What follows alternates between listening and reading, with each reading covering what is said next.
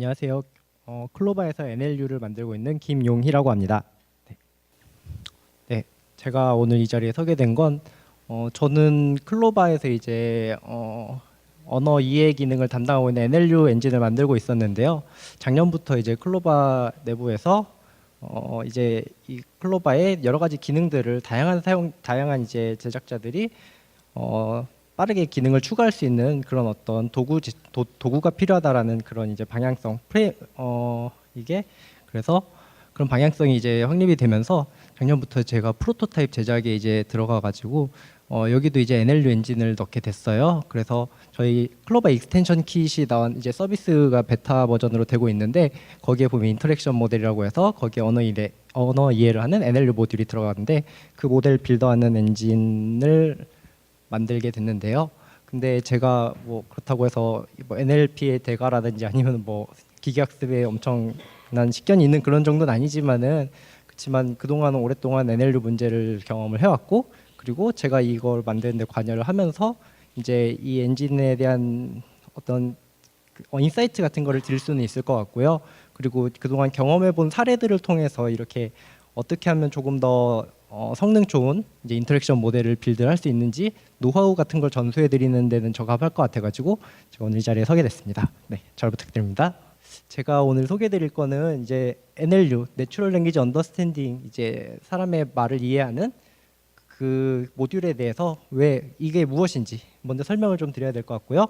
그리고 NLU 최근에는 이제 기계학습이 대세가 되고 있는데 기계학습의 특성, NLU에 적용된 기계학습 기술의 특성을 이해를 해야 좀 더 성능 좋은 인터랙션 모델을 빌드를 할 수가 있게 되기 때문에 인사이트를 드리려고 합니다. 그리고 그걸 통해서 이제 NLU를 어떻게 하면 잘 제작할 수 있는지, 그리고 NLU를 만들기 위해서 이제 기계학습이라는 건 딥러닝이나 기계학습이라는 건 이제 데이터를 기반으로 이제 학습을 하는데 그 데이터를 어떻게 만들어야 성능이 좋게 나오는지 이런 부분들을 살펴보도록 하겠습니다.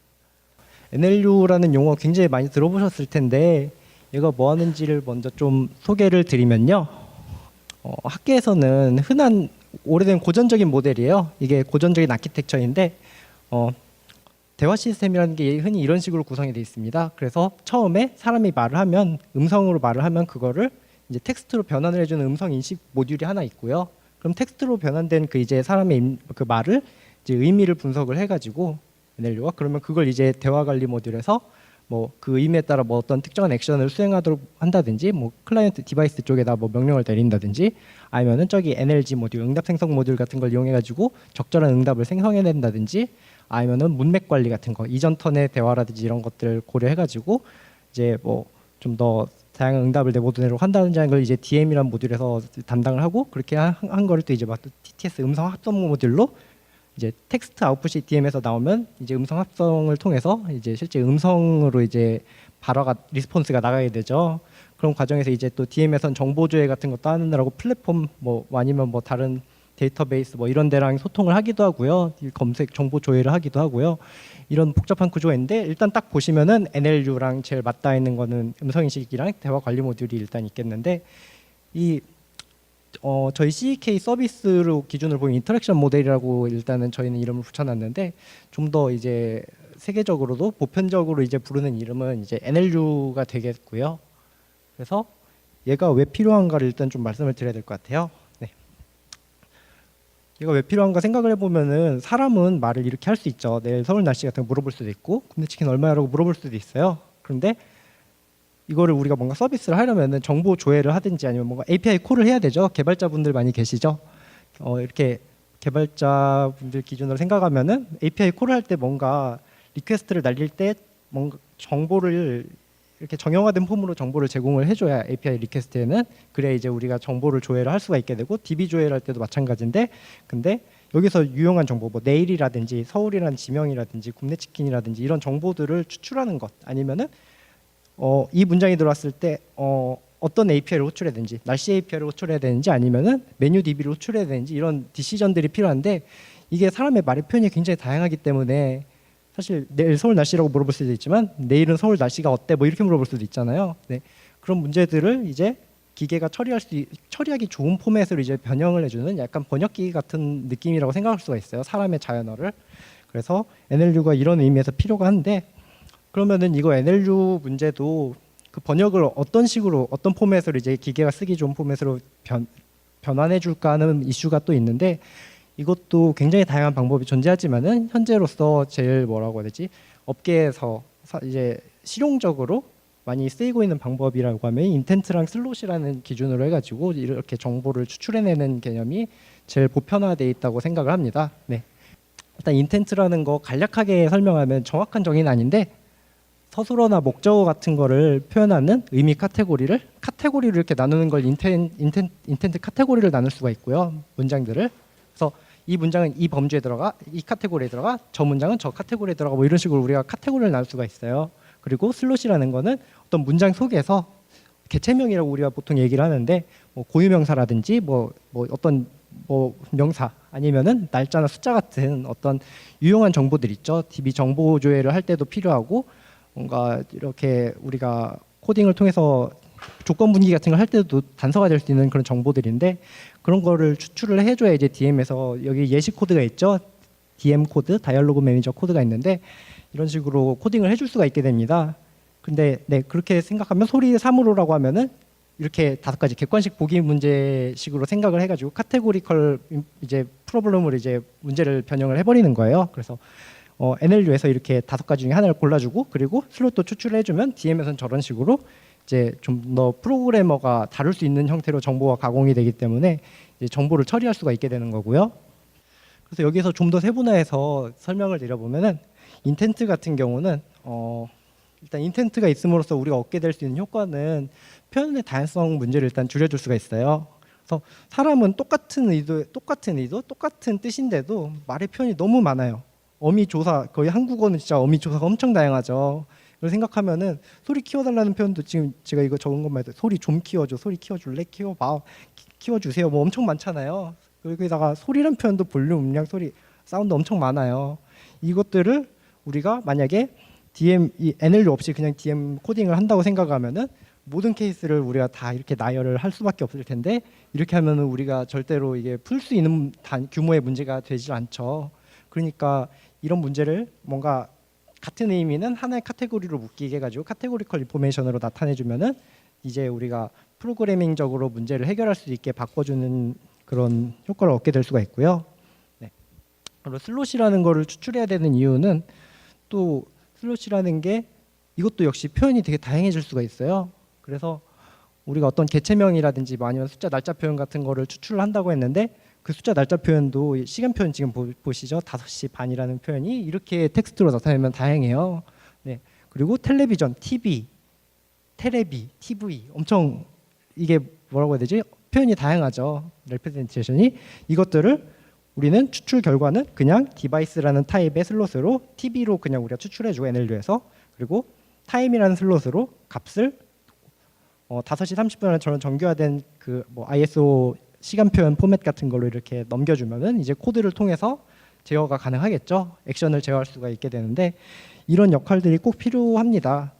근데 이거를 하는데 있어서 옛날에는 이제 처음에는 뭐 패턴 매칭, 정규 표현식 뭐 이런 방법부터 아마 시작을 했어요. 막 60년대, 70년대 이럴 때는 그런 걸로 와일드카드 써가지고 패턴 매칭했더니 뭐 그때는 막 그걸로도 이제 센세이션을 일으키고 그랬는데, 지금은 이제 사람들의 이제 눈높이가 높아지고, 그리고 실제로 서비스를 막상 하려고 하면 세분화된 좀 더 기능들을 제공하려고 하다 보면은 이제 말의 이제 표현의 커버리지, 다양한 표현들도 우리가 받아줄 수 있어야 되고, 그러다 보니까 기계학습이 이제 각광을 받게 되었죠. 기계학습을 쓰면 그런 그 부분들에서 강점이 있는데, 기계학습이 원리가 어떻길래 이런 부분에서 강점을 지닐 수 있는지에 대해서 설명을 드리려고 합니다. 네. 그래서 용어 설명부터 드리려고 하는데, 여기 있는 분들이 대부분은 개발에 대해서 조금 인사이트는 있지만 뭐 기계학습이나 이쪽에 대해서는 잘 모르실 거라고 생각하고 이런 것부터 준비를 해봤는데요. 흔히 우리가 인공지능 AI라고 많이 얘기를 하는데, AI라는 건 굉장히 추상적이고 두루뭉술한 어떤 기술 용어이고요. 사실 AI를 이렇게 구현할 수 있는 그런 실제 세분화된 기술들은 되게 다양한 게 많이 있어요. 통계 모델이라고 하는 큰 한 축에 이제 많이 속해 있는데, 저희 그래서 내부적으로 통계 모델이라고 얘기를 많이 하는데, 기계학습이라는 게 이제 머신러닝이라고 하죠.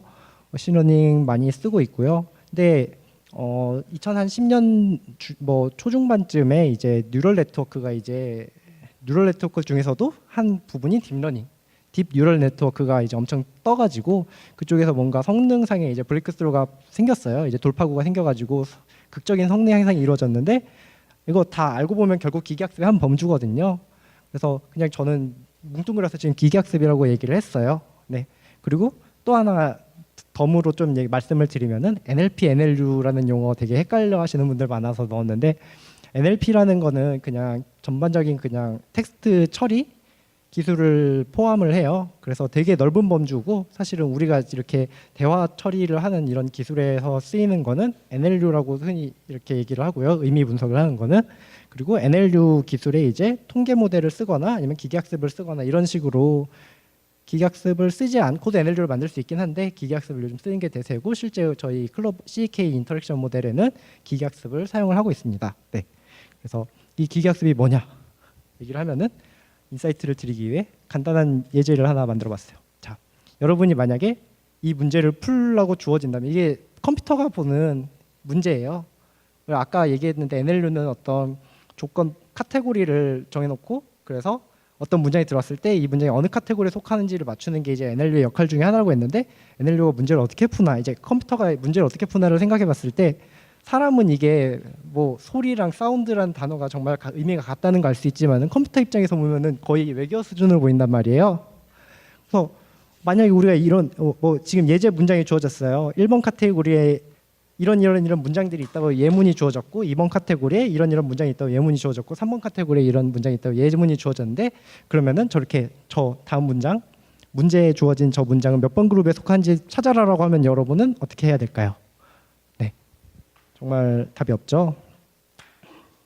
그래서 근데 컴퓨터는 이제 아무런 정보가 없기 때문에 사람 말에 대한 의미에 대한 정보가 없기 때문에 이제 빈도 위주로 체크를 하는 전략을 세울 수밖에 없게 됩니다. 그래서 예를 들면은 여기 카테고리별로 뭐 이거 단어 같아요. 뭔가 단어 같은데 단어들이 여기에 나온 단어랑 여기 나온 단어랑 유사한 게 맞네라는 게 보이잖아요. 네. 그리고 근데 요 단어들은 다른 카테고리는 잘 안 나오고 요 카테고리만 많이 나와 상대적으로. 이런 분석들을 우리가 할 수가 있죠. 이렇게 분석을 하다 보면은 추론을 할 수가 있죠. 네. 요 문장이 여기 카테고리에 있는 문장들과 가장 유사한 것 같아라고 우리가 추론할 수가 있을 거고요. 만약에 뭐 그러면은 요 문장은 요 그룹에 속한다라고 우리가 생각할 수가 있죠. 아무것도 모르는 백지 상태에서는 우리는 그 정도 전략밖에 세울 수가 없고 컴퓨터가 실제로 하는 게 그러한 일이고요. 그래서 이거 한글로 번역하면 이렇게 돼 있어요. 1번 카테고리는 이제 오더 피자라고 우리가 이름을 붙였는데 카테고리 이름을 뭐 불고기 피자 한 판 주문해줘, 콤비네이션 한 판 주문해, 뭐 이런 식으로 문장이 있을 수가 있고 2번 카테고리의 예문으로는 이렇게 있을 수도 있고 3번 카테고리 예문이 있으면은 그러면은 페퍼로니 피자 2판 배달해줘라는 문장이 들어왔을 때 몇 번 카테고리에 들어가나 하면은 이제 문제가 이제 복잡해집니다. 네, 실제로 이거 과정을 한번 학습하는 과정을 그냥 되게 뭐라고 해야 되지?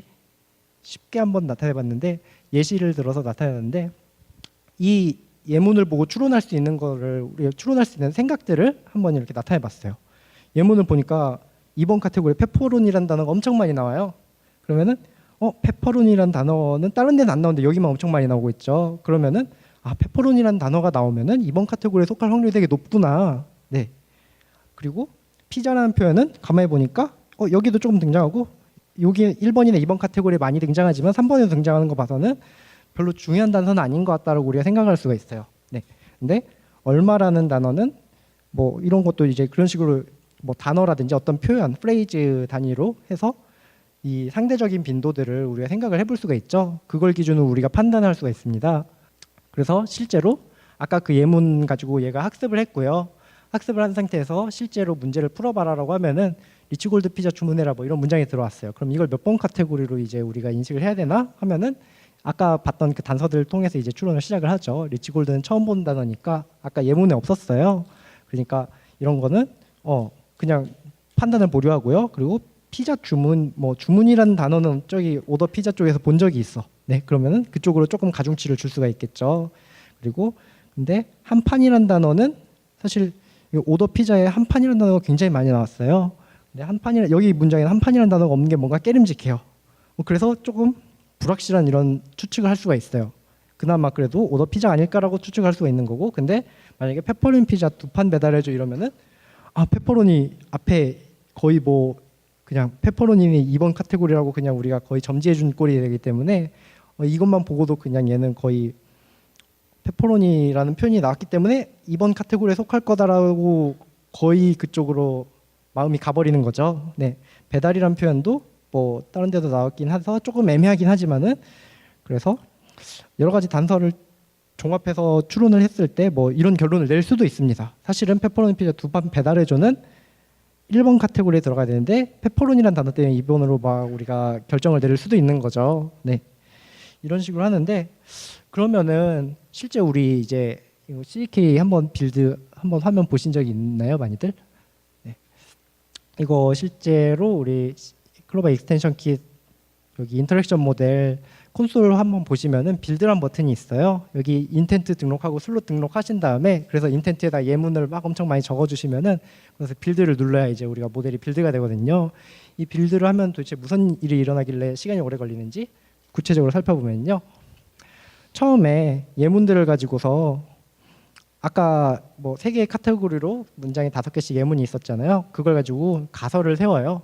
이제 컴퓨터가 가설을 세우는데 뭐 이런 식의 전략이죠. 그래서 예를 들면 뭐 페퍼론이라는 단어가 등장하면은 1번 카테고리는 페퍼론이가 한 번도 안 등장했으니까 이쪽으로는 가중치를 마이너스 3점 정도 줘야겠네. 근데 페퍼론이라는 단어가 등장했을 때 2번 카테고리 확률은 플러스 10점 해주고 뭐 이런 식으로 우리 점수를 얼추 이렇게 줘볼 수가 있죠. 예를 들면 뭐 얼마라는 단어에 대해서도 뭔가 그 빈도 이렇게 우리가 빈도를 잘 관찰해가지고 각 카테고리별 빈도를 관찰해서 점수를 다 매길 수가 있고요. 이런 식으로 한 다음에 방금 세운 그 가설을 이용해가지고 아까 그 예문들에 대해서 한번 모의고사를 자체 모의고사를 한번 봐요. 그러면은 이 문장에 대해서 방금 세운 가설들 가지고 이 문장에 뭐 무슨 단어가 나왔으니까 플러스 몇 점, 무슨 단어가 안 나왔으니까 마이너스 몇 점 해가지고 점수를 합해봤더니 1번 카테고리에 대해서는 몇 점이고 2번 카테고리에서는 몇 점이고 이렇게 해가지고 점수 내보니까 제일 점수 높은 걸 골라가지고 최종 답안을 낸다. 뭐 이런 식으로 우리가 할 수가 있죠. 이런 식으로 쭉 한번 점수를 내보니까 문제를 이게 답이 이미 다 달려 있잖아요. 이 문장은 1번 카테고리라는 거 우리가 얘가 알고 있기 때문에 컴퓨터가 알고 있기 때문에 점수를 한번 계산해봤더니 80점이 나왔어요. 80점이면 뭔가 더 올라갈 수 있을 것 같은데라는 생각을 하면서 이제 가설을 조금 조정을 해봐요. 가설을 조정을 어떻게 하냐면은 사실 이게 뭐 페퍼론이라는 단어가 등장했을 때 이 뭐 1번 카테고리에 대해서 점수가 아까 마이너스 3점이었는데 여기에서 마이너스 3점을 조금 줄이냐 높이냐에 따라서 점수가 무작정 오른다고만 할 수도 없고 내린다고만 할 수도 없거든요. 근데 이거를 둘 다 한번 해보는 거예요. 조금 올려보고 조금 내려봐요. 그러면은 조금 올렸을 때 총점이 뭐 높아질 수도 있고 조금 내렸더니 총점이 낮아질 수도 있어요. 뭐 그런 식으로 해가지고 높아질 것 같은 방향으로 높아지는 걸 좀 확인할 수 있는 방향으로 하는데 이게 사실 사람이라면은 이런 계산이 되게 힘들지만 컴퓨터는 이런 계산이 굉장히 능하고 빠르기 때문에 이거를 그리고 실제로 이걸 다 점수를 올려보고 내려보고 다 한다기보다 실제로는 구현은 뭐 아까 그 가설 인풋과 그리고 아웃풋 사이에 뭐 그 계산식을 미분을 해가지고 그 뭐 기울기가 증가하는 방향으로 해가지고 뭐 이렇게 한다 뭐 해서 계산적으로 이렇게 풀 수 있는 문제인데 직관적으로 이해를 시켜드리자면 이런 식으로 되겠어요. 그래서 점수를 미세 조정을 해봐요. 그리고 이 조정된 이 가설을 이용해서 다시 모의고사를 봐요. 그럼 점수가 올라 있을 거예요. 아마도 거의 10중 8구는 그런 식으로 해서 계속 이 과정을 반복을 해요. 이터레이션을 돈다고 하는데 계속 반복을 하면 한번 모의평가를 하고 그 모의평가 결과를 통해서 가설을 좀 수정하고 다시 모의평가를 하고 해서 점수가 어느 정도 일정 수준 이상 도달해가지고 더 이상 높아질 수 없을 때까지 계속 이걸 반복하면 꽤 높은 점수까지 도달할 수가 있어요. 이게 기계학습의 뭐라고 해야 되지? NLU에 적용된 기계학습을 좀 더 직관적으로 표현하면 이런 식으로 동작을 하는데요. 네. 슬롯을 추출하는 것도 인텐트를 이제 카테고리 분류하는 문제도 있지만 슬롯 추출도 아까 별개의 문제로 우리가 풀고 있는데 근데 원리는 거의 비슷해요. 슬롯 같은 아까 인텐트 같은 경우는 문장 하나를 딱 주어졌을 때 그 문장이 어떤 카테고리에 속하냐라고 했으면은 얘는 문제가 어떻게 되냐면은 글자 하나를 주고서요. 이 글자가 슬롯 타입이 무엇인가 뭐 이 주황색으로 색깔을 칠해야 되나 초록색으로 칠해야 되나 색깔을 칠하지 말아야 되나 이거를 결정하는 문제 이것도 어쨌든 카테고리 결정하는 문제로 변환해서 우리가 문제를 풀어요. 그래서 근데 단서가 있어야 되죠. 이거를 결정할 때 디시전을 할 때 드가 뭐 빨간색이어야 되냐 초록색이어야 되냐 까만색이어야 되냐 결정할 때 앞뒤에 오는 단어들을 볼 수가 있죠. 그래서 앞뒤에 오는 단어들. 그래서 앞에 뭐 골이라는 단어가 온다 아니면 치골이라는 뭐 문자열이 온다 아니면 뒤에 피자라는 문자열이 온다 뭐 이런 것들이 단서가 될 수 있어서 아까 예문에 보니까 뭐 뒤에 피자가 오면은 여기 무슨 색이더라 뭐 이런 식으로 예문을 보고서 우리가 판단할 수가 있어요. 그래서 이것도 가사를 그렇게 세워가지고 비슷한 과정을 통해서 글자 하나하나 단위로 우리가 이제 분석을 하면은 예를 들면 여기 피자 타입이고 여기는 뭐 카운트 뭐 이런 식으로 슬롯 타입이 이제 우리가 정할 수 있겠죠. 네, 그런 식으로 문제를 풀 수가 있고요. 이것만 가지고 하면은 굉장히 이제 바닐라 엔진, 베이직한 엔진이 되고요. 베이직한 NLU 기술이 되고 사실 NLP의 다양한 이제 기법들을 적용을 하면은 좀 더 적은 양의 문장 예문으로도 좀 더 높은 성능을 낼 수 있도록 이제 성능을 고도화할 수가 있는데 그래서 예를 들면은 지금 볼륨 올려라는 문장이 있고 볼륨 올리세요라는 문장이 있으면은 아까 그냥 그 기계가 학습 추론하는 과정을 봤을 때 올려랑 올리세요랑 올까지는 똑같은데 려 리세요가 다르기 때문에 완전히 다르다고 인식할 수밖에 없어요. 기계 입장에서는. 근데 형태소 분석 결과를 보니까 올리라는 이제 동사 원형으로 보니까 어근으로 보니까 이제 똑같더라라는 사실을 알 수가 있죠. 그래서 이 문장과 이 문장이 생각보다 많이 비슷하네라는 사실을 이제 기계가 알 수가 있어요. 이게 굉장히 중요한 단서가 되거든요. 그런 식으로 하면은 처음 보는 문장인데 학습 문장이 올려랑 올리세요밖에 없었는데 올릴래 뭐 이런 문장이 들어왔을 때도 올릴래가 또 이제 올리라는 또 동사 원형을 형태소 분석기가 추출해 주겠죠. 그러면은 얘도 어근이 같은 올리다라는 동사 어근이 있으니까 비슷한 문장일 거야라고 추론할 수가 있게 되는 이제 힘을 얻는 거예요. 그래서 형태소 분석 결과를 활용을 하면은 조금 더 확장된 이제 성능 향상이 이제 이루어질 수가 있고요. 그리고 슬롯 데이터베이스를 우리가 만들어요. 슬롯을 등록을 할 거예요. 여러분들이 CK 인터랙션 모델을 만들게 되면은 슬롯을 이렇게 등록하면 대표값이랑 동의어 유의어라는 거를 이제 등록을 할 수가 있게 되는데 콤비네이션 피자라는 대표값에 대해서 콤비네이션 뭐 이런 식으로 유의어들도 많이 있어서 이렇게 했을 때 등록을 많이 할 수 있고 그리고 저희가 빌트인 슬롯이라고 해가지고 숫자 표현 같은 거는 또 슬롯으로 추출을 해줘요. 이 슬롯 추출을 하게 되면은 또 이제 또 이 문장과 이 문장이 유사하다는 걸 알 수가 있는데 훈련할 때는 이제 저희가 학습을 할 때는 불고기 피자 한 판 주문해줘라는 문장밖에 본 적은 없지만 학습할 때 보니까 불고기 피자가 여기 데이터베이스에 보니까 피자 타입이라는 슬롯 타입으로 우리가 존재했다는 걸 알고 있고 그리고 한 판이라는 게 넘버라는 타입으로 슬롯이 이렇게 있다는 걸 알고 있으면은 불고기 피자랑 리치골드 피자랑 타입이 같네, 슬롯 타입이 같네라는 정보도 이제 우리가 알 수가 있고요. 그리고 한 판이랑 두 판이랑 글자는 다르지만은 슬롯 타입이 같다라는 정보를 우리가 또 이용할 수가 있어요. 그렇게 되면은 이것 역시 또 이제 처음 보는 훈련할 때 본 적 없는 예문이라도 이렇게 슬롯 타입이 같음을 이용해 가지고 유추할 수 있는 그런 또 힘을 얻게 되고요. 그래서 이런 것도 굉장히 중요한 단서가 됩니다. 그래서 이런 것들을 최대한 활용할 수 있게 엔진 자체도 구성이 되어 있고요. 네. 그래서 일단 되게 직관적이고 단순한 기법들만 봤는데 이렇게 해서 기계학습의 장점을 설명하면은 이런 다양한 기술들을 이용해가지고 실제 훈련할 때 쓴 그런 예문들에서 본 적 없는 문장도 카테고리를 유추할 수 있는 그런 힘을 가질 수 있다는 게 일단 큰 장점이에요. 그래서 아까 한국어 어미 표현은 엄청나게 다양한데 그런 어미 표현을 우리가 모두 다 입력해주지 않아도 대충 때려 맞출 수 있는 그런 힘이 생기고요. 그리고 특히 이제 우리가 음성 대화 시스템을 만드는 거잖아요. 대화 인터페이스를 만드는 건데 사람 말이 이제 구어체나 이런 구어체 발화에서는 더 다양해져요. 그리고 음성인식 오류도 섞일 확률이 있고 그런 환경을 생각했을 때 좀 더 이제 발화의 표현의 다양성이 좀 더 늘어나는 편인데 그런 것들을 커버하기에 훨씬 좋은 기술이죠. 기계학습 기술이 기존의 뭐 패턴이나 정규 편식 기반 기술에 비하면 훨씬 장점이 큰데 이게 또 단점이 있어요. 그래서 아까 말했듯이 얘가 이 판단을 내리는 근거, 카테고리를 나누는 근거가 어떤 카테고리, 어떤 문장이 어느 빈도로, 어떤 단어가 어느 빈도로 있었다 이런 빈도, 상대적 빈도가 중요한데 말뭉치 아까 제작할 때 그 훈련 데이터 제작할 때 그 빈도를 잘못 제어하면은 그래서 어느 쪽에 특정 단어가 몰빵돼 있다든지 이러면은 오판을 내리게 돼요. 그래서 이 밸런스를 잘 맞춰주는 게 되게 중요한데 이거를 밸런스를 잘 맞추려면은 방금 이렇게 설명드린 그 기계학습의 원리를 좀 알고 있으면 많이 도움이 되고요. 그리고 얘가 제일 큰 약점 중에 하나가 이 제공된 카테고리랑 무관한 문장이 들었을 때 어떤 카테고리로 분류될지 예측이 불가능하다는 게 있는데 실제 예시를 보여드릴게요. 실제 나는 뭐 예를 들면 배달 서비스를 기획한다고 해서 배달에 관련된 어떤 다양한 표현들을 이만큼 만들었어요. 인터랙션 모델을 만들어서 바로 예문들을 이렇게 적었어요. 배달 얼마 걸려, 주문 취소, 뭐 고사 메뉴 뭐 있어, 뭐 이런 식으로 문장을 많이 넣었단 말이에요. 근데 사용자들이 만약에 사람이 할 수 있는 말은 무한하죠. 사실은 기계한테 아무리 기계한테라도 해도 무한한 말을 할 수가 있는데 뭐 빨리 좀 개 뭐 이런 말 할 수도 있고 도미노 피자 주가 얼마야 뭐 이런 문장 물어볼 수도 있잖아요.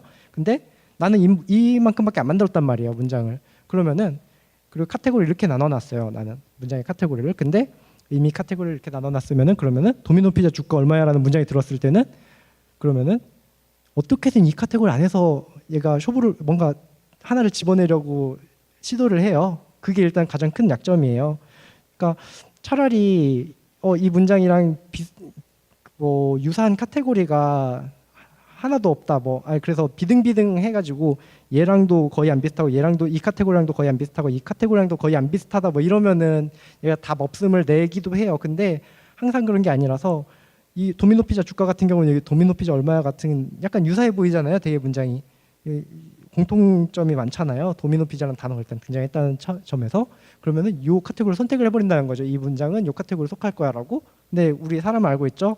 이 카테고리랑 이 문장은 전혀 상관이 없다는 걸 알고 있지만은 얘는 이런 선택을 한다는 거죠. 그래서 얘가 내가 생각한 카테고리 이외에 뭔가 선택을 내가 정의해 놓은 카테고리 이외에 선택을 하게 될 수 있다는 게 굉장히 큰 위험 부담이 되는데 이게 기술적 굉장히 한계점인데 이게 약간 사실은 저도 처음에 봤을 때 약간 어이없었던 부분인데 이게 아마존에서 처음으로 사실은 이 서비스를 시작했다는 거 우리가 모두가 인정을 하죠. 근데 아마존에서 처음에 이거를 이렇게 풀었어요. 인보케이션 네임이라는 거를 이용해가지고 풀도록 그냥 얘네가 기획 서비스를 해버렸어요.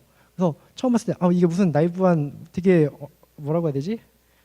너무 문제를 쉽게 푸는 거 아니야? 그리고 사용자들 이거 불편은 어떻게 써라고 생각했는데 사실 이렇게 말하는 게 불편은 해요. 클로바 배달의 민족에서 치킨 시켜줘 이거 조금 힘들거든요. 사람이 말이 어절이 많아지면은 길어지면은 스피커한테 말할 때 이제 스피커한테 말하면은 뭐라고 해야 되지? 머릿속에 헤아해지는 경험 한 번씩 해봤나요? 뭘 말을 해야 될지 되게 그러는데 그럼에도 불구하고 이게 사실은 핸드폰을 내가 잠금 화면을 해제해가지고 앱을 찾아다가 실행을 해가지고 뭐 하는 것보다는 훨씬 이게 편하다라는 그런 어떤 사용자 경험을 제공해줄 수 있기 때문에 이게 시장에서 통한 게 아닌가 싶어요. 그래서 이게 너무 사용자 불편하게 하는 UX인 것 같은데도 어느 정도 성공을 했고 자리를 잡았다는 게 검증이 돼서 그래서 세계적으로 지금 다 이렇게 해서 풀고 있는 추세로 보이고요. 그래서 인보케이션 네임을 불렀을 때만 이 치킨 시켜줘라는 문장을 여러분이 만든 익스텐션에 제공을 해주게 됩니다. 배달의 민족에서 만약에 뭐 어떻게 CK를 하나 만들었으면 인터랙션 모델을 만들었으면은 그 자기 인보케이션 네임을 등록을 하거든요. 그럼 배달의 민족이라고 인보케이션 네임을 등록을 했겠죠. 그러면은 사용자가 이런 말을 했으면은 치킨 시켜줘라는 문장만 딱 떼가지고 배달의 민족 그 NLU에다가 전달을 해주기 때문에 그러면은 사용자가 이렇게 굳이 힘들여가지고 이름을 불렀으면은 다른 말은 안 하겠지라는 우리가 가정을 깔고 일단은 문제를 풀면은 그래도 서비스적으로 어느 정도 사용자들이 유용한 결과를 얻어보는 데는 도움이 된다 정도는 될 수가 있을 것 같습니다. 그래서 일단은 이렇게 풀고 있고요. 이제 인터랙션 모델을 그래서 방금 원리까지도 했는데 실질적으로 잘 만들려면 어떻게 해야 되냐? 네, 사실 제가 제일 강조하고 싶은 부분은 이겁니다. 네, 데이터 잘 만드세요요. 근데 데이터는 이렇게 만들어야 돼요. 패러프레이즈라고 하죠. 똑같은 의미를 지녔는데 굉장히 우리가 다양한 표현을 할 수가 있어요. 네, 그래서 이 데이터를 굉장히 잘 만드는 게 중요해요. 사실 요즘 딥러닝이라고 해서 엄청나게 핫한데 그거보다도 중요한 게 데이터예요. 사실은.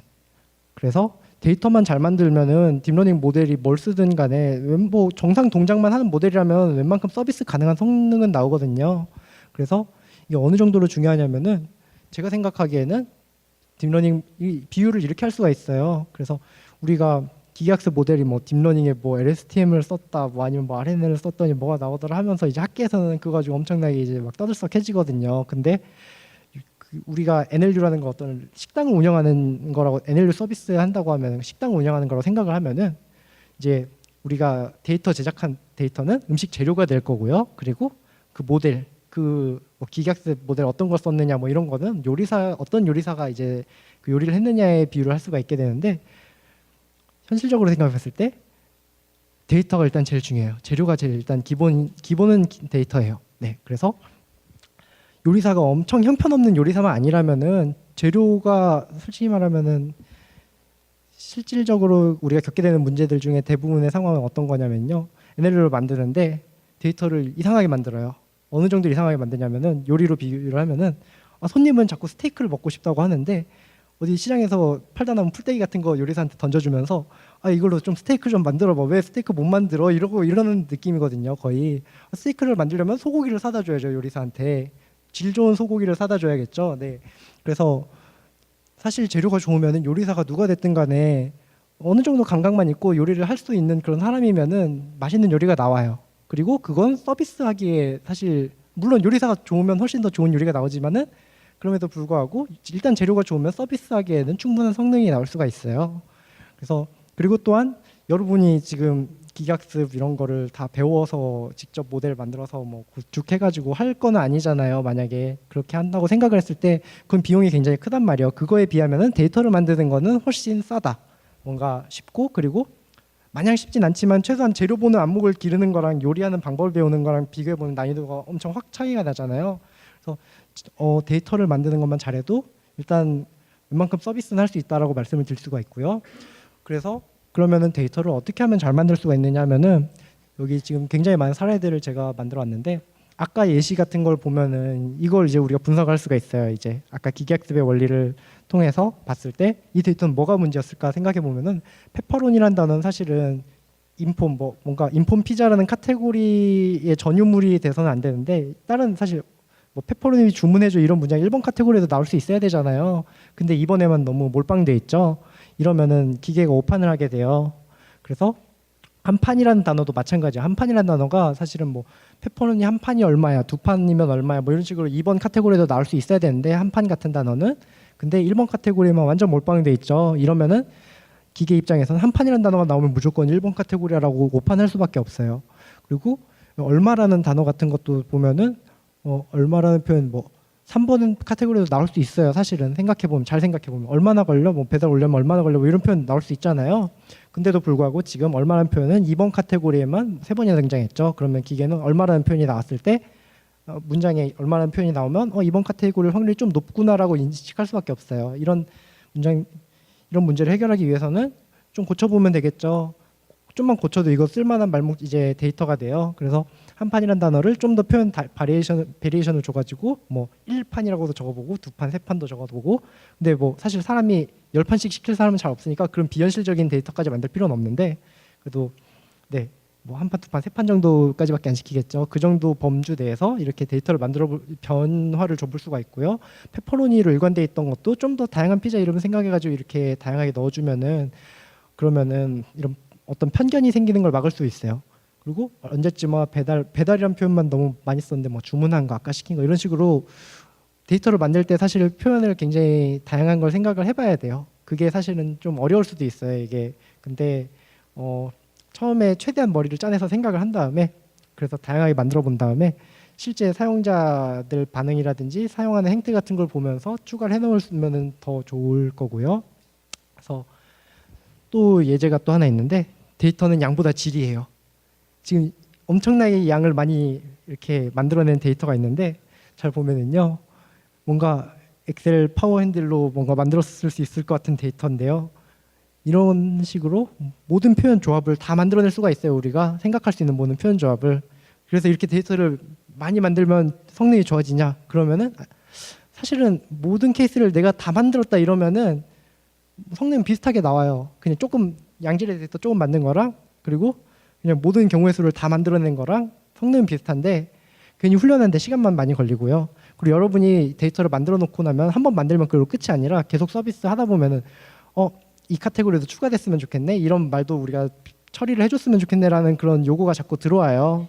그러면은 말뭉치를 계속 추가하거나 기존에 있던 걸 수정하거나 기존에 한 카테고리로 묶어져 있던 걸 두 카테고리로 쪼개거나 이런 작업을 꾸준히 진행을 하게 되는데 그런 나중에 유지 보수까지 생각했을 때 이렇게 많으면은 이거 언제 맨날 다 고치고 있어요. 물론 이렇게 엑셀로 뭐라고 해야 되지 자동으로 만든 데이터는 자동으로 일괄 치환도 할 수 있긴 하겠지만은 굉장히 그리고 훈련이 오래 걸려요. 이렇게 데이터가 많으면 일단 그래서 한번 이렇게 해서 훈련시켜 놓고 그러면 막 한 시간씩 기다렸다가 이제 테스트 해볼 수 있고 이러면 굉장히 이제 반응 속도가 떨어진 이제 우리가 그걸 테스트 해보는 게 떨어진단 말이에요.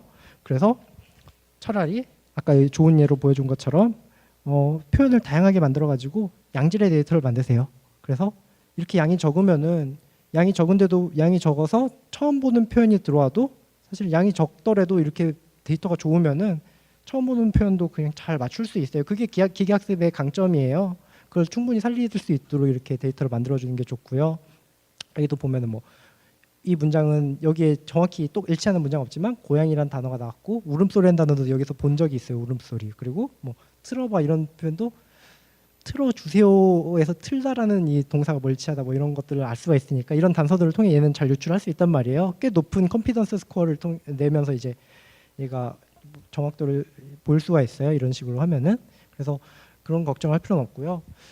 많이들 실수하는 것 중에 또 하나가 카테고리를 둘로 나눴는데 두 개의 카테고리에 거의 비슷한 문장이 실수로라도 이렇게 같이 이렇게 두 번 들어가는 경우가 있어요. 그러면은 이게 어떤 비유를 하자면은 이런 거예요. 이게 기계는 이걸 보고 학습하잖아요. 근데 되게 이 문장과 이 문장은 지금 20초만큼 앞으로 가죠랑 5분 앞으로 가죠는 너무 유사하단 말이에요. 그래서 이 두 개를 이 문장은 왜 1번 카테고리, 이 문장은 왜 2번 카테고리지라고 얘가 이게 뭔가 조건이 뭐지라고 판단하다 보면 되게 쪼잔한 거 가지고 생각할 수밖에 없어요. 만큼 때문인가? 뭐 이런 거. 네. 아니면 뭐 20초는 1번 카테고리, 5분은 2번 카테고리인가? 뭐 이런 식으로밖에 생각할 수가 없어요. 이거는 되게 아니잖아요. 그래서 이렇게 생각하면 이건 사실은 뭐 그런 느낌. 군대 막 되게 심사가 꼬여 있는 선임들이 막 하면 했다고 어쩌고 안 하면 안 했다고 까고 막 이런 그런 거 있잖아요. 약간 그런 식이거든요. 이건 되게 기계한테 나쁜 짓을 하는 거고요. 그렇기 때문에 이런 사례는 없어야 돼요. 이게 근데 실제로 나타날 수도 있는 게 예를 들면 1번 카테고리는 사람 A가 작성하고 2번 카테고리는 사람 B가 작성하면은 이게 한국어의 되게 오묘함인데 이게 패스트 포워드 빨리 감기랑 되감기에 대한 표현이 사람마다 한 반반쯤으로 갈려요. 앞으로가 20초 앞으로 가죠 하면 이게 빨리 감기 같아 되감기 같다고 물어보면은 사람이 한 반쯤은 이거 들고 한 반쯤 이거 든단 말이에요.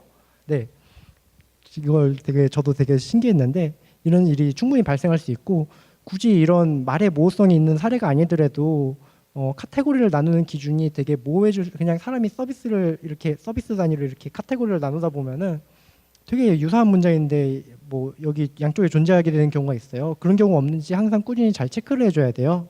네, 그런 경우가 있으면 성능이 당연히 떨어질 수밖에 없고요. 또 하나 또 사례로 들 수 있는 게 슬롯도 방금 말한 게 일관성에 대한 이야기였는데 슬롯을 태깅할 때도 슬롯을 잡을 때도 이제 우리가 일관성이 있어야 돼요. 그래서 예를 들면은 네, 우리가 많이 조금 지금 CK 인터랙션 모델 제작 툴 자체도 조금 오해를 살 수 있게 지금 돼 있긴 한데 UI 자체가 예를 들면 1번 카테고리, 1번 인텐션에 대해서는 에어컨, 뭐 공기청정기, 선풍기를 디바이스 타입으로 우리가 설정해놨는데 이렇게 정해놨는데 2번 카테고리에서는 똑같은 에어컨, 공기청정기, 선풍기인데도 불구하고 타겟이라는 타입으로 이름을 다르게 설정했다. 이러면은 사실 슬롯을 학습하는 데는 슬롯 추출기를 학습할 때는 인텐트 상관없이 다 섞어가지고 학습하거든요. 저희가 이제 기계학습 특성상 좀 그런 고려가 있어서 섞어서 학습하게 돼 있는데 그러면은 얘는 공기청정기라는 단어가 어떨 때는 디바이스로 분류해야 되고 어떨 때는 타겟으로 분류해야 된다라는 거를 얘가 잡기가 굉장히 힘들어져요. 그래서 이런 것도 이제 보면은 되게 이상한 단서들 가지고 얘가 집착하게 돼요. 그거 되게 나쁘게 되고 성능이 나쁘게 떨어지거든요. 그래서 이런 걸 막으려면은 일단은 슬롯을 태깅하는 기준도 슬롯을 잡는 뭔가 설정하는 기준도 인텐트 상관없이 모든 인텐트 동일한 기준으로 해서 디바이스로 다 맞추려면 다 디바이스로 맞추거나 아니면 다 타겟으로 맞추거나 그런 식으로 해가지고 슬롯 타입도 일관되게 맞춰야 되는 게 좀 중요하고요. 네. 그리고 이거는 조금 더 어려운 문제를 풀려는 분들에게 이게 사실은 도메인마다 만들려는 서비스마다 인터랙션 모델 만드는 난이도가 달라져요. 그래서 방금 한 것처럼 기기 제어 이런 데는 사실 표현이 생각보다 덜 다양하고 나올 수 있는 기기명 같은 거 뭐 선풍기, 에어컨 이런 거 사이에 뭔가 모호성이 별로 없단 말이에요. 헷갈릴 게 없는데 예를 들면 음악 같은 거는 사실은 굉장히 극강의 난이도를 보여줘요. 데이터 만드는 난이도도 굉장히 높거든요. 예를 들면 클래식이라는 게 우리가 음악의 한 장르라고 생각하지만은 영화 클래식의 OST를 틀어달라고 하면 여기서는 클래식이 무비가 돼야겠죠. 타입이 장르가 되면 안 되겠죠. 그리고 그래서 이렇게 이름이 똑같은데 똑같은 이름을 가졌는데 이게 슬롯 타입이 달라지는 경우가 이렇게 많이 있을 수가 있어요. 어떤 도메인은. 그리고 뭐 좋아요라는 것도 뭐 이번 카테고리에 보면은 뭐 멜로망스 좋아요 해줘 뭐 이런 문장이 있을 수 있는데 이때는 좋아요가 슬롯이 아니죠. 근데 멜로망스가 좋아요라는 노래를 불렀어요. 멜로망스의 좋아요 재생해줘 이러면은 이때는 이거를 슬롯을 뮤직으로 추출을 해줘야 돼요. 이런 사례를 보면은 아 이런 건 되게 뭐라고 해야 되지? 아까 이 문제를 기계가 학습하는 거를 뭐 학습지 푸는 것처럼 예시를 들었는데 그렇게 생각하면 이건 변별력 기르기 문제죠. 변별력 이제 판단하는 문제가 돼가지고 이런 사례를 많이 넣어줄수록 사실은 기계가 좀 더 섬세하게 아 다르고 어 다른 그런 차이 때문에 이게 달라지고 달라진다는 거를 캐치할 수가 있게 돼서 좋은 단서가 돼서 그래서 좀 더 성능을 높이는 데 도움이 될 수가 있어요. 근데 사실 이런 도메인을 직접 이런 서비스를 직접 제작하는 거는 사실 추천을 많이 드리지는 않아요. 이건 너무 난이도가 높기 때문에 사실은 노래 제목이라는 건 상상할 수 있는 모든 게 다 노래 제목이 있거든요. 뭐 선풍기라는 노래 제목이 있어서 선풍기 틀어줘 했는데 선풍기라는 노래를 틀어주고 막 선풍기를 켜야 될 거잖아요. 근데 막 그런 일이 일어날 수도 있고 그래서 굉장히 어려워요. 노래라든지 아니면은 뭐 그런 부분이 되게 어려운데 뒤에 한 번 더 얘기를 할 건데 어쨌든 이런 식으로 변별력을 높여줄 수 있는 이런 사례들을 많이 넣어줄수록 얘는 성능에 큰 도움이 된다는 걸 말씀을 드릴 수가 있고요. 네. 그리고 여러분 이 통계 모델을 이용했을 때 많이 어려워하시는 부분들 중에 하나가 언신 슬롯이라고 저희가 이름을 붙이는데 본 적 없는 슬롯. 네. 여기 슬롯 DB에다가 적어놓은 적이 없는 슬롯이 나왔을 때 어떻게 할 것인지 이게 기계학습 원리를 알아야 사실은 좀 대응이 가능한 부분인데요. 예를 들면 우리가 슬롯을 이렇게 등록을 해놓을 수가 있어요. 대표값은 TV로 해놓고 동료로 TV, TV 이렇게 해놓을 수 있는데 예를 들면 클로바 TV 켜줘 하면 TV라는 게 여기 실제 동료 등록이 돼 있기 때문에 얘는 본 적이 있는 슬롯이에요. 데이터베이스에서 본 적이 있는 슬롯이어서 잘 분석을 해냈는데 클로바 전구 켜줘 하면은 그 데이터베이스에 전구라는 표현이 없어요. 그러면은 이건 본 적이 없는 거라서 얘가 분석을 못 해낼 가능성이 있어요.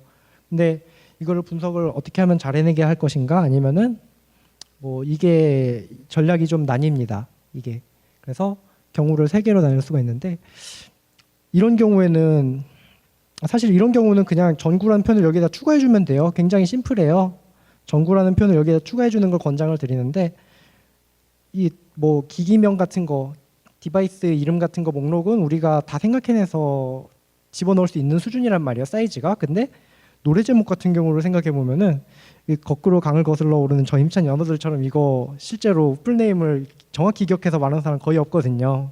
네, 그래서 나는 나름대로 노력을 해가지고 여기에다가 몇 개를 적어 넣어봤어요. 넣어봤는데 사용자는 강물 거슬러 오르는 연어들처럼 틀어져 이러면은 김 빠지죠, 사실은.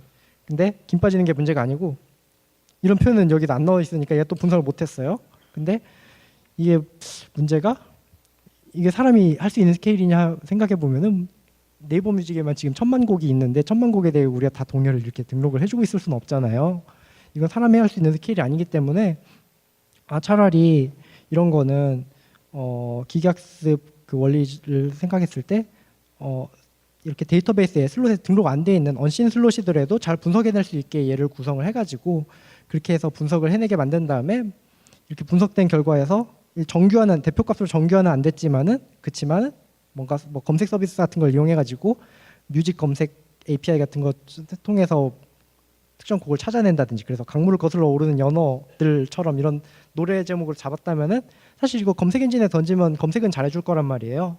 일치하는 곡은 없지만은 그래서 그런 식으로 푸는 게 맞긴 하고요. 이런 거는 그래서 언신 엔티티를 얘는 잡아야 되는 케이스고 또 이런 케이스는 100% 원신 엔티티로 해야 되는 케이스예요. 예를 들면은 뭐 문자 해줘, 톡 보내줘, 뭐 이런 식으로 우리가 이런 서비스를 할 수도 있죠. 근데 시금치 한 단만 사오라고 동생한테 문자해줘, 이런 문장을 대표값 정결하겠답시고 여기다가 시금치 한 단 사오기에 대한 동의 유효를 다 나열하는 건 미친 짓이잖아요. 이거 올 수 있는 말이 얼마나 많아요. 이거 와일드카드잖아요. 네, 이런 경우에는 DB에다가 다 작성할 수가 없죠. 이런 경우는 무조건 언신 슬롯이어야 된다고 얘기를 하는데, 언신 슬롯 실제로 그러면은 데이터를 어떻게 만들어야 언신 슬롯을 잡을 수 있고, 언신 슬롯이 있을 때 어떤 케이스에 언신 슬롯을 허용하게 만들 것인지, 뭐 이런 것들이 데이터를 통해 우리가 제어를 할 수가 있어요. 이게 조금 어려운데, 예를 들면은 데이터베이스 사이즈 자체가 작은 경우는 그냥 언신 슬롯을 안 잡도록 학습시킬 수가 있어요. 무슨 얘기냐면은 무조건 이제 여기 데이터베이스는 최대한 우리가 다 채워요. 최대한 생각해낼 수 있는 거 최대한 많이 채우고, 나중에 이거 안 들어있었는데 발견할 때 또 채우고, 그래서 여기는 최대한 빠방하게 채워놓고서 이거 데이터를 제작할 때, 이제 문장을 제작할 때 여기 있는 값들로만, 대표값이나 동의어로 존재하는 애들만 여기 문장을 넣어서 학습을 시키는 거예요. 그러면 얘가 학습할 때 슬롯DB에 없는 이름을 슬롯이라고 분석해낸 사례가 하나도 없다는 걸 얘가 이제 학습을 하게 되는 거예요. 단서가 되는 거죠. 여기에 등장한 적 없는 단어는 슬롯일 리가 없어라고 얘가 이제 학습을 하게 되면은 등장한 적 없는 단어는 슬롯을 안 뽑게 돼요. 안 뽑을 확률이 높아져요. 점점.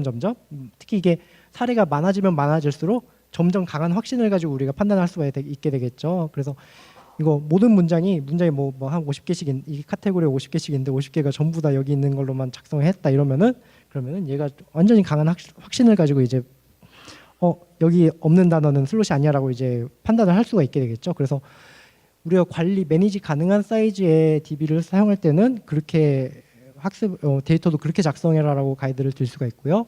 그리고 DB 사이즈가 너무 큰 사례, 이렇게 뮤직이나 무비나 뭐 아니면은 뭐 POI, 뭐 어드레스 막 이런 사례에서는 원신 슬롯을 고의적으로 좀 섞어주는 게 좋아요, 사실은.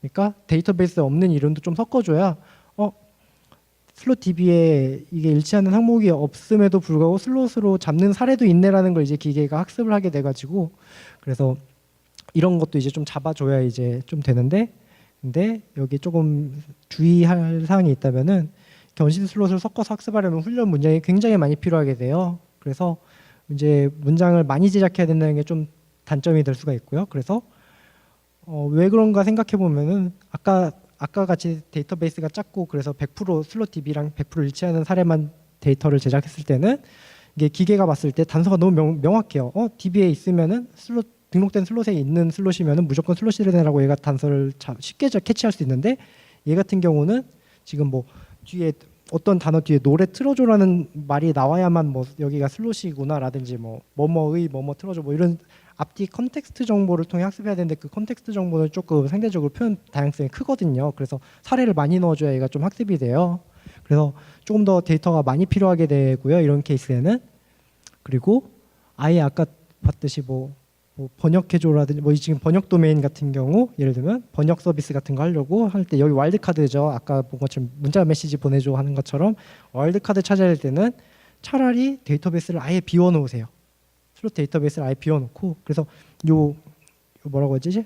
뭐 프레이즈라는 타입의 슬롯을 태깅은 해놓지만 여기 해당한 대표값과 동의어 같은 거를 등록을 해놓지 말고 이렇게 해서 문장을 많이 만들어 놓으면은 얘는 순수하게 데이터베이스 매치 여부가 아니라 일치 여부가 아니라 그냥 앞뒤 문맥만 가지고 슬롯인지 여부를 판별하는 쪽으로 학습을 하게 되기 때문에, 이렇게 제작하면은 이제 언신 슬롯, 와일드카드 슬롯을 잡아낼 수가 있게 되고요. 이거 되게 많이들 헷갈려 하시는 부분인데, 카테고리를 나눌지 아니면은 이걸 슬롯으로 잡을지 뭐 이런 문제가 있어요. 예를 들면은 뭐 우리 하나의 카테고리에 이런 문장들을 다 몰아넣을 수가 있어요. 인폼 데이트라고 해가지고, 그리고서 뭐 어떤 주체가 되는 사람 태깅하고 별도 슬롯 타입으로, 그리고 뭐 태어난 날, 뭐 생일, 뭐 이런 표현들을 슬롯으로 잡을 수가 있고, 이렇게도 DM에서 처리는 할 수 있는데, 이렇게 슬롯으로 명사가 아닌 어떤 뭐 형용사구라든지 아니면 동사, 뭐 서술어 이런 것들을 슬롯으로 잡아주게 되면은 슬롯 레인지 잡기가 굉장히 애매하고, 그리고 사실 서술어 계통은 표현 바리에이션이 굉장히 커지잖아요, 명사 계열에 비해서. 그래서 이거 우리가 동의어를 다 등록하려다 보면 그것도 되게 좀 짜증나요. 되게 양이 많아지고 빠뜨리는 표현도 많이 생기거든요. 게다가 이렇게 애매하게 슬롯 태깅해 놓다 보면 문장 많이 만들다 보면은 어디는 태어까지만 태깅해 놓고 어디는 태어난지까지 태깅해 놓으면은 이것도 또 일관성 없는 케이스거든요. 근데 그래서 이렇게 애매한 기준이 뭐라고 해야 되지? 서술어 같은 거 태깅하려고 시도하다 보면 이런 실수하기가 되게 쉬워져서 별로 권장드리지 않아요. 그래서 가급적이면 이런 거는 슬롯으로 태깅하기보다는 아예 카테고리 자체를 나눠라 라고 좀 되도록이면 제안을 드리고 싶어요. 그래서 아까 인폼 데이트였는데 인폼 데이트라는 하나의 카테고리로 됐던 문장들을 인폼 벌스데이랑 인폼 웨딩 애니버서리 뭐 이렇게 두 개 카테고리로 나눠버리면은 그러면은 얘는 카테고리 잡는 문제는 또 이제 표현 다양성이 이제 서술어의 표현 다양성이 있어도 좀 잘 풀 수가 있죠. 이렇게 할 수가 있게 되고 그래서 그러면은 뭐 태어난 뭐 생일 이런 거 이제 슬롯으로 잡지 않아도 DM에서 이제 조건 분기를 할 수가 있겠죠. 다이얼로그 매니저에서. 근데 이게 또 능사는 아닌 게 한 문장 안에 내가 뭐 속성이나 서술어가 둘 이상인 경우는 좀 애매해요. 이제 그러면은 예를 들면 뭐 동생 태어난 날이 몇 며칠인지 알아. 그리고 카운트다운 그리고 얼마 남았어. 뭐 이런 표현을 또 인텐트로 나눠야 되고 이러면은 이럴 때는 또 부득이하게 또 슬롯으로 잡을 수밖에 없을 때도 있어요. 그렇지만은 굳이 이런 사례가 아니라면은 가급적이면은 카테고리를 서술어 관련된 부분은 카테고리를 통해 이렇게 분류하는 거를 좀 더 추천을 해요. 네. 그래서 이것도 사실 정답이 있는 문제는 아니라서 많이 경험을 해보고 성능 잘 나오는지 판단해보고 내 작성 난이도 같은 거 고려해가지고 판단해야 되고 내가 어디까지 서비스로 잡을지 서비스 범위가 서비스 기획이 어느 스펙이 어느 정도인지를 생각을 해가지고 이 카테고리를 나눠야 되는 문제이기 때문에 이거는 딱 정답을 말해드릴 수 있는 건 아니고 이런 사례들을 보여드리는 정도로만 일단은 마무리를 해볼게요. 네. 그래서 필요한 데이터의 양도 많이 궁금해하시는데 이거 사실은 이것도 무자르듯이 딱 말해드릴 수는 있는 건 아니에요. 근데 아까 말했지만은 데이터 퀄리티가 좋다면 그 다음은 양이 많으면 좋거든요. 근데 그 양이 어느 정도냐 하면은 이건 최소치예요. 최소치인데 인텐트 하나당 최소한 20문장인데 아까 말했듯이 이 인텐트 안에 뭐 언신 슬롯이 포함되어 있다든지 뭐 이러면은 문장 숫자가 훨씬 많아져야 되고요. 그래서 언신 슬롯 잡으려면 뭐 한 50문장씩 넣어야 될 수도 있어요. 그렇지만은 일반적인 경우는 그냥 20문장 정도만 가지고도 어느 정도 동작하는 걸 확인해 볼 수는 있어요. 그리고 슬롯 네임 하나당도 또 적정 문장 수가 있는데 그 슬롯이 데이터베이스 사이즈가 큰 슬롯이다 이러면은 뭐 그러면은 엄청 많아야 되는데 아까 뭐 디바이스 슬롯 뭐 이런 것처럼 데이터베이스 사이즈가 작은 경우는 문장 수가 적어도 그냥 학습을 잘하고요. 아까 와일드카드 슬롯 같은 경우 그런 슬롯을 포함하는 경우는 또 사례가 많이 있어야 얘가 좀 학습을 할 수가 있어요. 그래서 그런 부분을 좀 고려를 해서 문장 숫자도 좀 충분하게 확보를 해주셔야 합니다. 네. 그래서 정리하면은 아까 처음에는 기계학습 특성이나 원리 같은 걸 설명했는데 그걸 알면은 왜 이런 지침이 나오는지를 조금 가이드가 나오는지를 좀 원리적으로 이해를 하실 수 있기를 바랐고요. 네. 그래서 그 기계학습이 사용하는 그런 단서들이 많이 있기 때문에 단서들이 한쪽으로 쏠리지 않도록 그 밸런스를 맞추는 게 제일 중요해요. 데이터를 만들 때. 그래서 중요하지 않은 단어나 글자 같은 어떤 구절 같은 거가 특정 카테고리만 몰리게 만든다든지 특정 슬롯에다가 다 몰려있지 않게 좀 잘 분배를 해주시는 게 일단 접근하기 쉽고요. 그리고 한번 데이터를 만들었다고 끝내는 게 아니라 계속 이제 사용자 반응 같은 걸 보면서 로그 데이터를 볼 수 있으면 더 좋기는 해요, 사실은. 그래서 다양한 이제 테스트 케이스, 이거 테스트 케이스 입력하는 것도 테스트해보는 것도 데이터 처음에 만든 사람이 테스트해보는 게 아니라 다른 사람이 테스트해보면 사람이 쓰는 말이 되게 한정적이거든요. 한 사람이 쓰는 말이 표현이. 그래서 맨날 쓰던 표현만 써요. 어떤 사람은 졸려 이러는데 어떤 사람은 잠와 이러잖아요. 근데 나 졸려라는 표현만 쓰는 사람은 잠와라는 표현을 생각을 못하는 경우가 많아요. 그렇기 때문에 생각지도 못한 표현을 다른 사람이 쓸 수도 있기 때문에 다양한 사람들이 테스트해보는 게 제일 좋아요. 그거를 살펴보는 게 제일 좋고 그래서 그걸 살펴보면서 이 문장은 왜 분석이 안 되지 싶은 것들은 그냥 무식하게 카테고리에 넣으세요. 그래서 그런 식으로 해가지고 분석 안 되는 케이스 위주로 계속 넣어주시다 보면은 데이터 양은 어느 정도 매니저블한 사이즈로 관리를 하면서 성능 좋은 그런 이제 인터랙션 모델을 만들 수가 있습니다. 네. 그러니까 단순한 궁금한 점인데요. 이거 기계학습 하시면서 네. 하나 그 기계학습 프로젝트 하실 때 학습 네. 그 기간이 어느 정도 훈련 기간이 어느 정도 되시는지 궁금합니다. 아, 훈련에 걸리는 시간이요? 저거 직접 작성해 보시면은 뭐몇 분 내로 끝날 건데 막 몇천 문장, 몇만 문장씩 데이터를 만드신 경우는 뭐 한두 시간까지 한 시간까지는 안 걸리고 막 그 정도 몇십 분 걸릴 수도 있어요. 근데 대부분은 뭐 한 2, 3분 안에 끝날 거고 사실 엔진 자체의 문제가 아니라 이제 막 서버 이렇게 막 서비스 백엔드 이런 구성 문제도 조금 있어서 시간이 조금 더 걸리는 상태긴 한데 보통은 몇 분 안에 끝납니다. 지금 서비스 상태는. 네. 저 아까 그 형태서 분석 정보로 네. 그 비슷한 동사에 해당되는 단어의 유의어를 다 할 수 있다고 하셨는데 네. 제가 잘못했는지 몰라도 제가 해보니까 유의어가 안 되는 게 있었거든요. 그래가지고 그게 전부 다 되는 건지.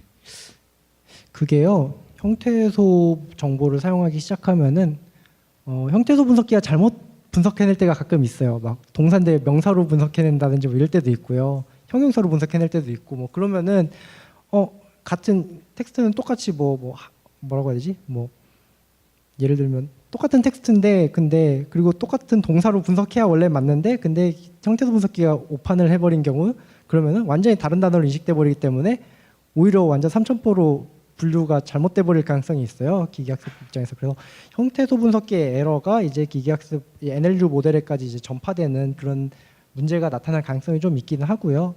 그리고 형태소 분석기를 쓰면 이제 조사라든지 어미라든지 이런 단위까지도 어떻게 하나하나 우리가 다 보게 되거든요.